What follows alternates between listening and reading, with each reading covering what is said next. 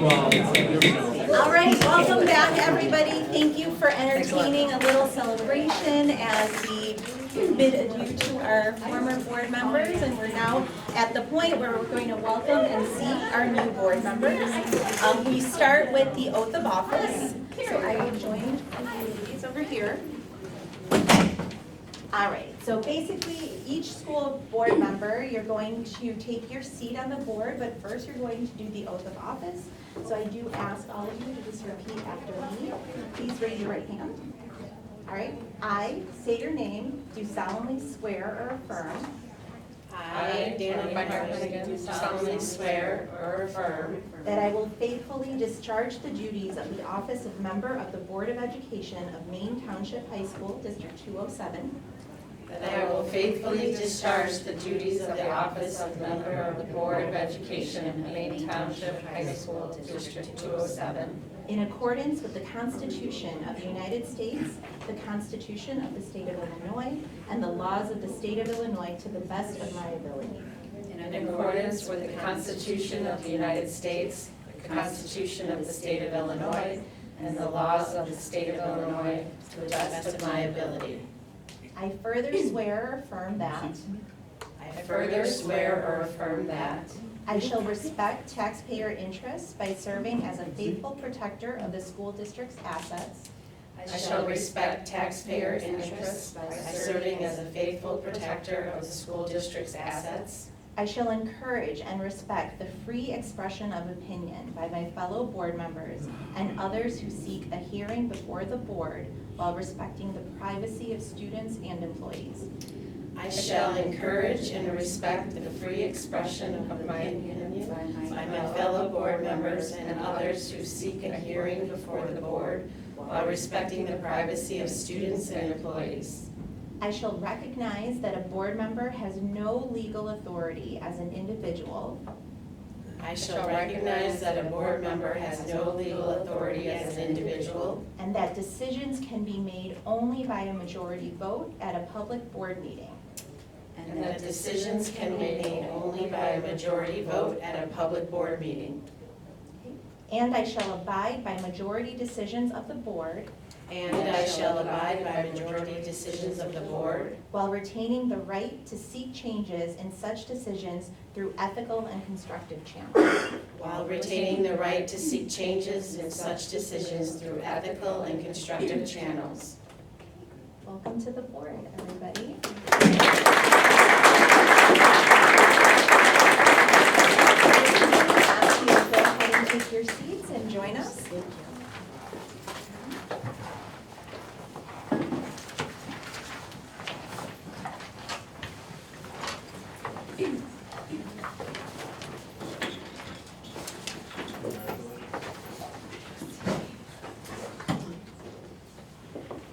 All right, thank you, everybody. So at this time, can I get a motion of the Board of Education to move to adjournment sine die?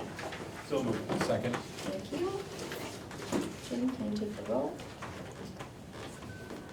Iker, Aye. Forsterling, Hartwig, Aye. Hennigan, Jaime, Aye. Patras, Aye. Yusuf Abramson. Aye. Okay, can I get a motion for the reorganization of the school board? So moved. Second. Thank you.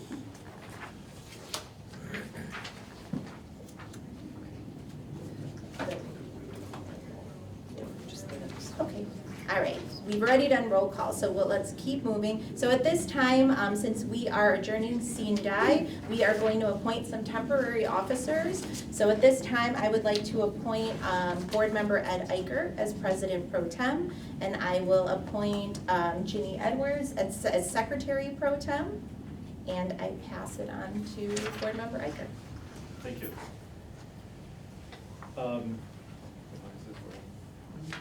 I would like, or I motion to nominate Sheila Yusuf Abramson as our board president.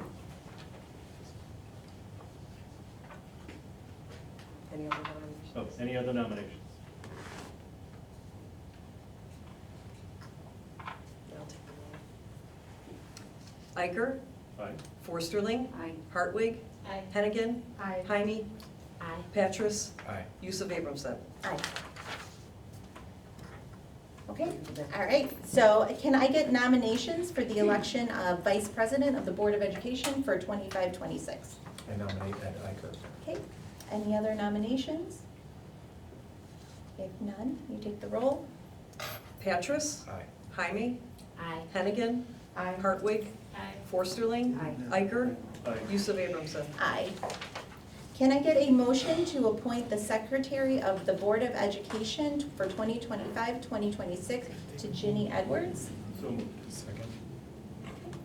Ginny? Hartwig, Aye. Jaime, Aye. Forsterling, Patras, Aye. Hennigan, Iker, Aye. Yusuf Abramson. Aye. Thank you, everybody. It's gonna be a mess.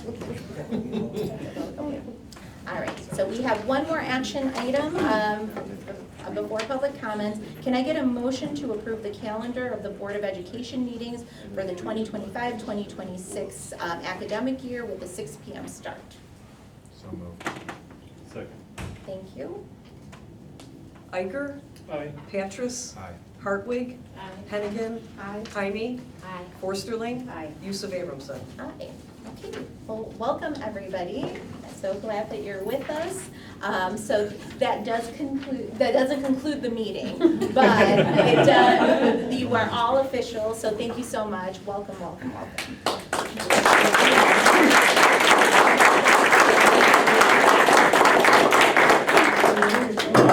So I know there are loved ones here. You are welcome to stay with us, but you are also free to go.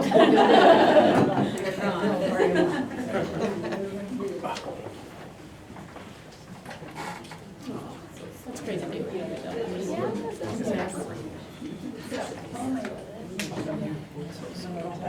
Thank you for coming. Bye, thank you. Thank you. All right, so at this time, we are going to do public comments. I do have public comment from Liz Galicio for the Be Smart program. Is Liz still here? Okay. Okay. Are there any other public comments at this point?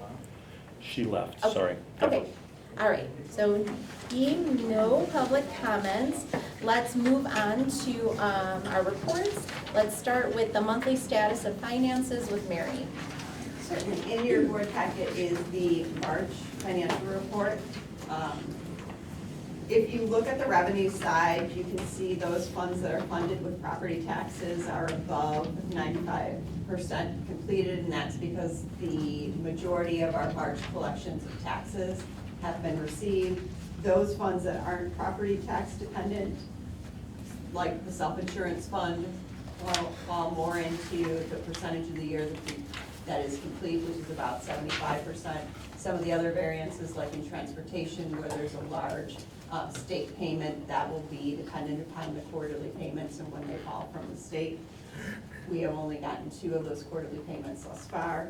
On the expenditure side, our expenditures in the Ed and Operation and Maintenance Fund are tracking comparable to previous years. In the Education Fund, many of our employees are 10-month employees, which kind of skews that percentage because they have only gotten 63% of their payment for the year.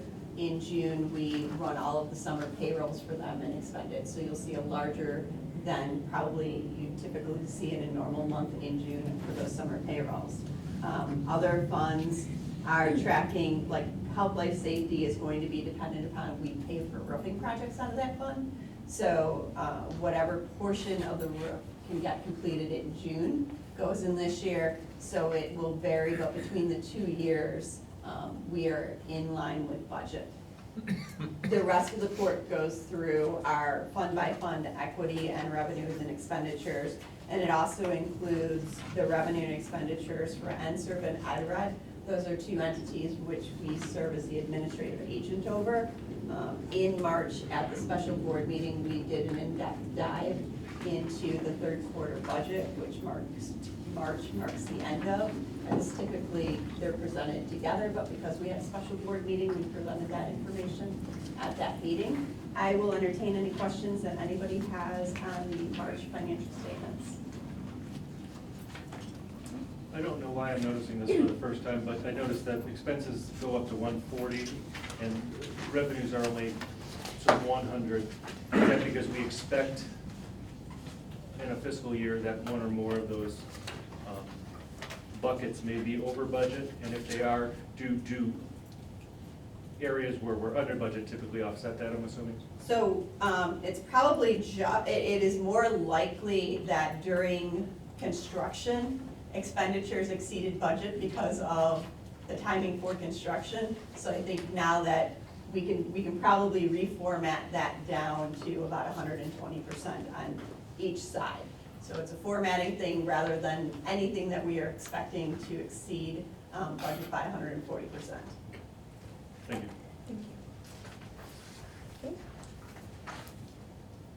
No other questions, so there is no instructional services report this month. We'll move on to the monthly update on FOIA requests. Since our last board meeting, we've received 4 requests that we have either completed or in the process of completing. Okay, thank you. And we'll now move to textbooks. We have a first reading. Sean? So with our textbook, this evening, we have English 1, English 2, and AP Lit offerings. So if you look at the summary column, I will give you a summary of the books we're asking to bring on board. It reads, and also the rationale. Oh, I'm sorry, I clicked on the other document. We have more than that coming tonight, sorry. The one, this one, not the next one, is our World History Connections textbook. It's an e-textbook. The World History course is taught to all of our freshmen. I apologize, I pulled it in the wrong note. Okay. If you have any questions, I'd be happy to answer. Yeah, please. So how does that work? I noticed it's $150,000 for that, and I know in the later part that I think you're talking to, the numbers are significantly Yeah. less. So is it a subscription because it's electronic, or what is it? So, a few years ago, what we did was we shifted money to the English department budget so that they could be nimble in their selection of novels. We go to the board, so the money that gets paid for those novels are usually hardback copies. They're usually fairly inexpensive, and when they're for one class, that budget number covers those novels.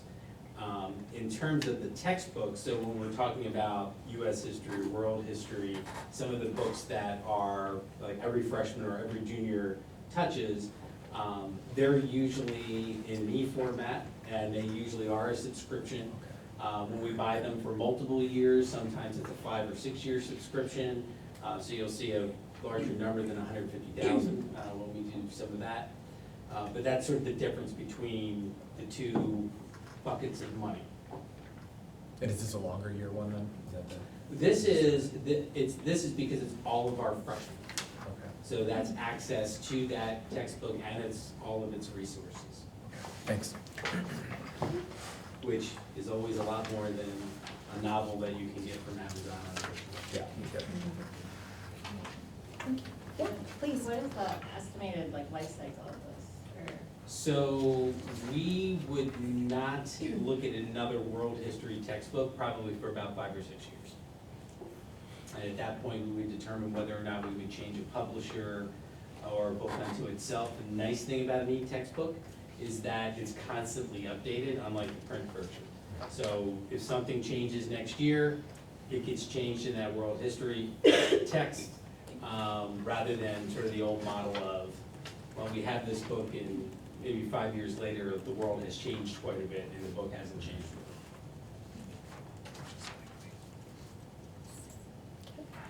All right.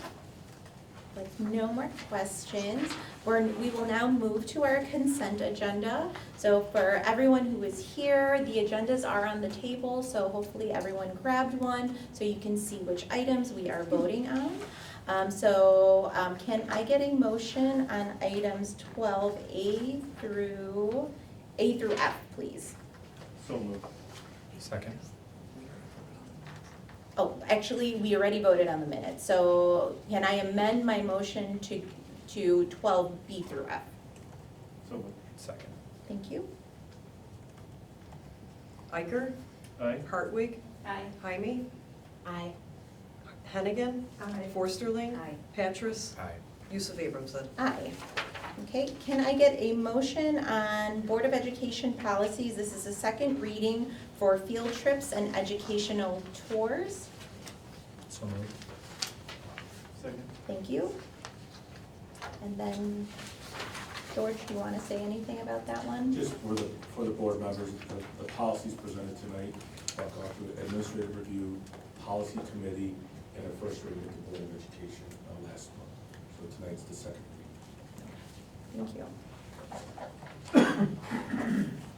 So we can take the roll on ALGBNC. Petrus, Aye. Iker, Aye. Hartwig, Aye. Hennigan, Jaime, Aye. Forsterling, Aye. Yusuf Abramson. Aye. All right, can I get a motion on items B through C? So these are the additional policies that are currently in second reading. They are for the resignations from professional staff and also student behavior. So moved. Second. Thank you. All right, yes, thank you. Hennigan, Aye. Forsterling, Aye. Hartwig, Iker, Aye. Petrus, Aye. Jaime, Aye. Yusuf Abramson. Aye. Okay, can I get a motion on our textbooks approval for 2025, 2026? We did allude to this, so this, I was a bit ahead of myself, that's the downside of having only the electronic version of our. No worries. Um, Oh, hold on, Sean, let me get the motion Oh, first. sorry. So moved. Mhm, I can second. thank you.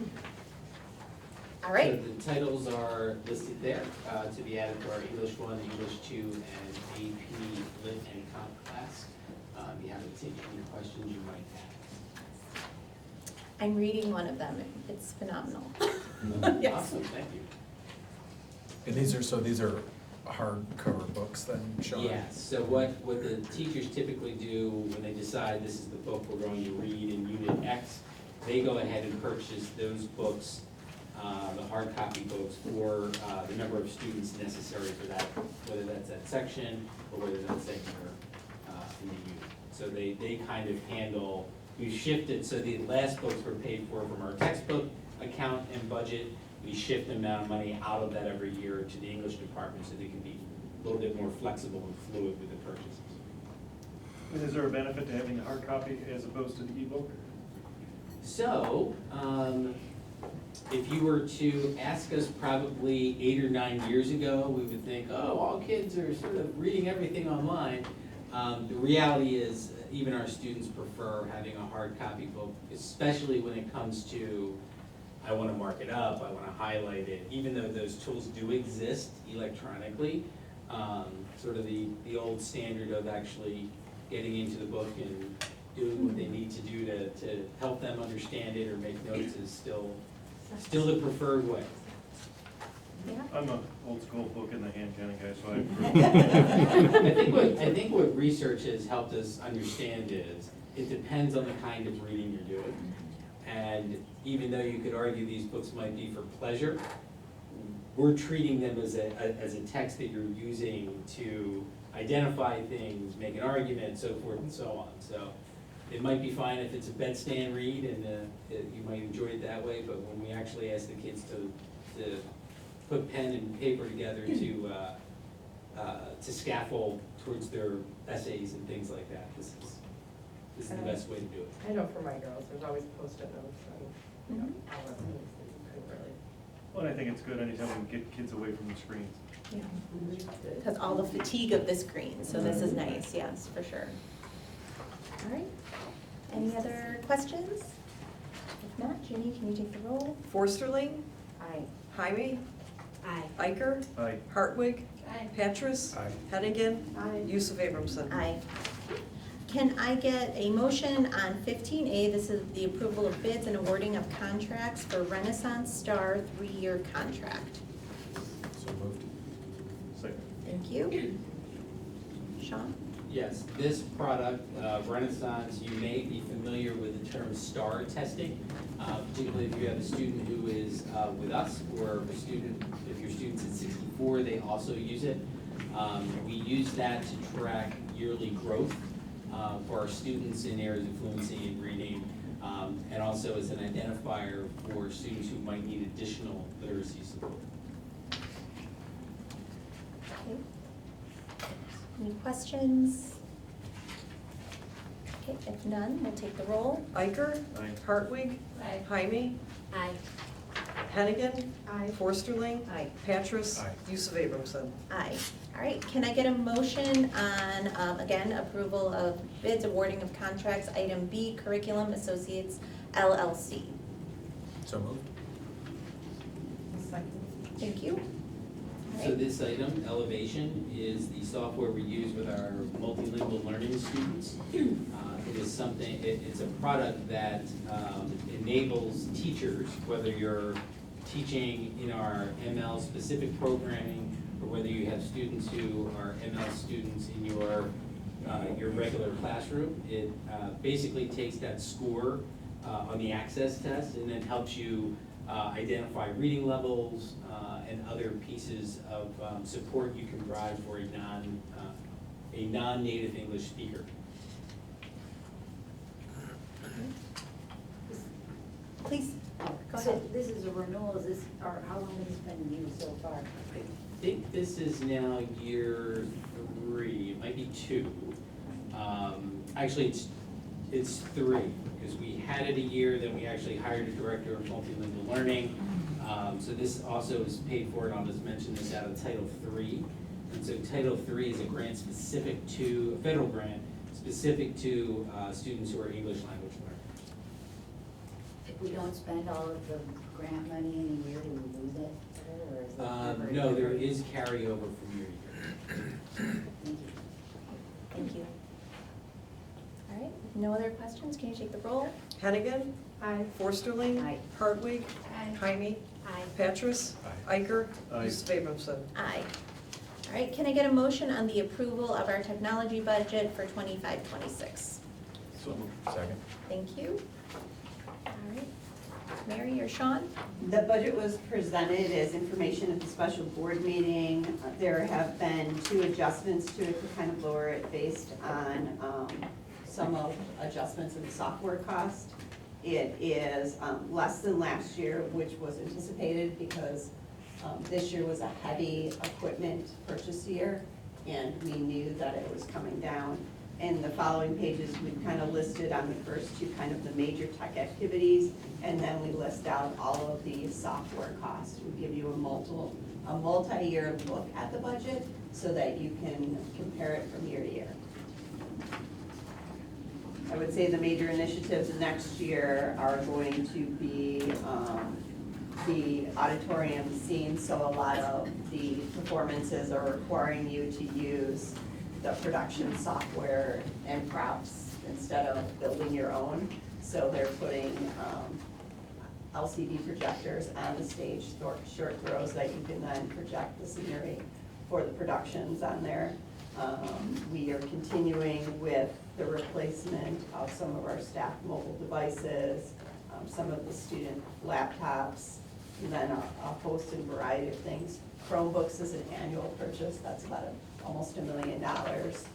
And then towards the end of the activities, you'll kind of see how much we spend on cybersecurity and security enforcement of our systems.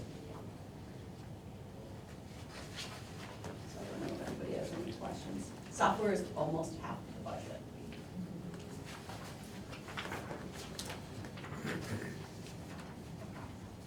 It does say that, like, the budget is lower, so were there areas where we were able to Sure, scale this year back? was heavy in terms of not only computers, but also we did a lot of server replacements this year.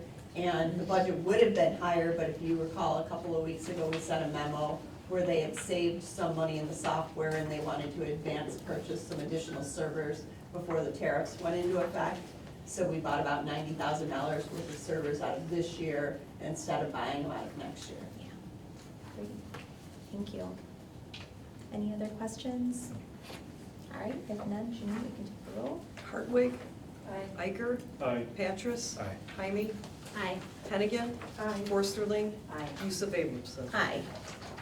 All right, can I get a motion to move it into closed session for discussion of student personnel, review of closed session minutes, or actually, we already did that. So appointment, employment, compensation, discipline, performance, or dismissal of specific employees, probable imminent or pending litigation, collective negotiating matters, or other permitted topics under the Open Meetings Act. So moved. Second. Thank you. Iker. Aye. Forsterling. Aye. Hartwig. Hennigan. Jaime. Aye. Patras. Aye. Yusuf Abramson. Aye. All right, we are now in closed session.